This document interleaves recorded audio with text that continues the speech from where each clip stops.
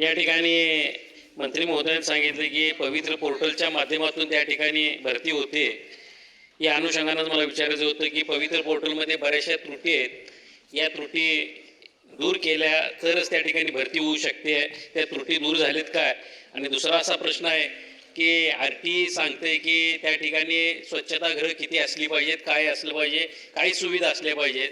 मग या अनुषंगानं त्या ठिकाणी मुलींच्यासाठीचे स्वच्छतागृह सगळ्या शाळांच्या मध्ये उपलब्ध आहेत का? आपण जाणतो की पवित्र पोर्टलच्या माध्यमातून मागच्या अनेक वर्षापासून शालेय शिक्षणातल्या शिक्षकांची भरती त्या ठिकाणी होते. काही ठिकाणी त्रुट्या जर का आढळून आल्या तर आपण त्या त्रुट्या दूर करण्याचा देखील प्रयत्न त्या ठिकाणी करतो आहे. कुठली कार्यपद्धती आपण अवलंबली तर त्यातल्या काही ना काही त्रुट्या त्यांच्यामध्ये समोर येत असतात. याच्यामध्ये देखील काही त्रुट्या असल्यास आपण त्या त्रुट्या निश्चितपणे त्या ठिकाणी दूर करू. दुसरा यांचं म्हणणं आहे की काही ठिकाणी शौचालयांची त्या ठिकाणी कमतरता आहे.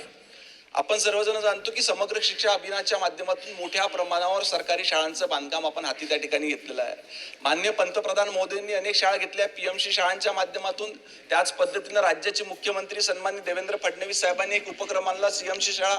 या माध्यमातून देखील आपण जवळजवळ 5000 शाळांचं बांधकाम त्या ठिकाणी करतोय. जिल्हा नियोजन समितीमध्ये मोठ्या प्रमाणात तरतूद आपण शाळा बांधकामाकरिता केलेली आहे. तरी देखील स्पेसिफिक आपल्या निदर्शनात काही शाळा आल्या असतील का ह्या शाळेमध्ये तातडीची गरज आहे आणि ह्या ठिकाणी शौचालय उपलब्ध नाहीये तर आपल्या यादीचा स्वीकार करून त्याला प्राधान्य देण्यात येईल. अभ्यंकर सर.